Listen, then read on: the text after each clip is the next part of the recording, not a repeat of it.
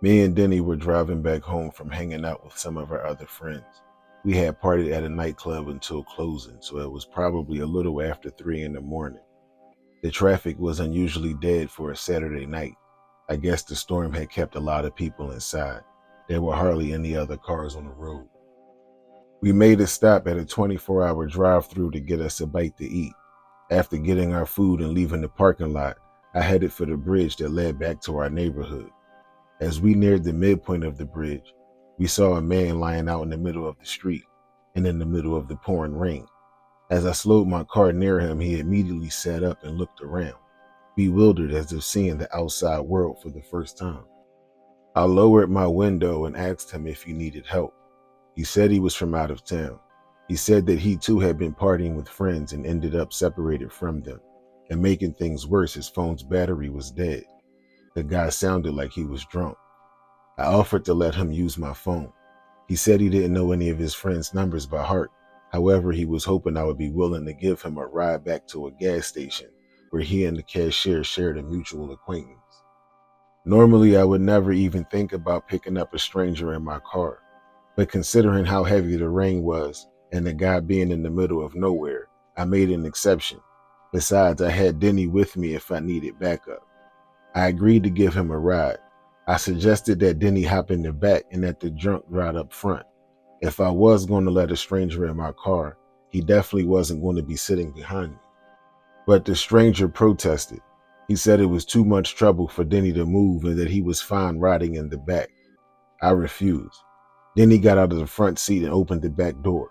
The drunk guy then told us he felt like he needed to lie down, and that's why the back seat would be better for him. I wasn't budging on my position. Beggars can't be choosers, I thought to myself. While he was attempting to convince me to see things his way, a phone started ringing, coming from his pocket. This lowlife was starting to work my nerves, and I could tell Denny already wanted to knock this guy back on the ground. I told my friend to let it go and jump back in the car. I told the drunk we were leaving him behind because it was obvious he was playing games. And that's what we did. Me and Denny left him there on the bridge, running after my car, yelling and swearing. The next day, when I finally made it outside, my neighbor was out washing his car. We were childhood friends and had lived across the street from one another for nearly 30 years. He had joined the police force after high school, just like his father and grandfather before. I walked across the street for our regular small talk. As soon as we greeted one another, he started telling me a story about what happened to one of his coworkers the night before. As the story went, the officer was off duty and was driving back to the hospital to be with his expectant wife.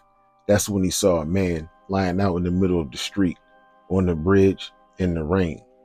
As the officer slowed his vehicle near the man remained motionless. The officer exited his car to see if the man needed assistance.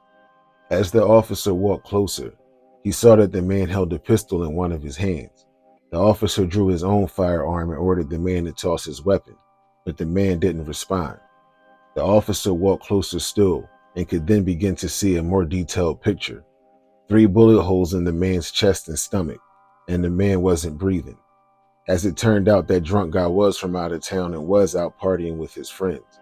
He also had just won a big lawsuit from his former employer and had allegedly started experimenting with various hard drugs with his new cash flow. A few months after the bridge incident, the officer, while off duty yet again, shot and killed someone. Nearby surveillance cameras suggested the assault wasn't in self-defense as the officer claimed. The jury agreed with the footage. He's currently serving a 170-month sentence. Something that wasn't mentioned during his trial, though, was the officer's involvement in a drug trafficking operation. That information, oddly enough, was actually suppressed by the court. I only found out about it by my neighbor having his ear on the inside. It's been about 3 years since, but often I still wonder what happened on that bridge that rainy early morning. Was it the drunk guy's former employer, his dealer, the off-duty officer, or someone else? I'll probably never find out the truth. Sometimes I even feel a little guilty. Other times, I don't know what I feel. Or maybe the story is even more complicated still, and maybe I had every right to refuse giving that man a ride. After all, he did have a weapon on him, didn't he?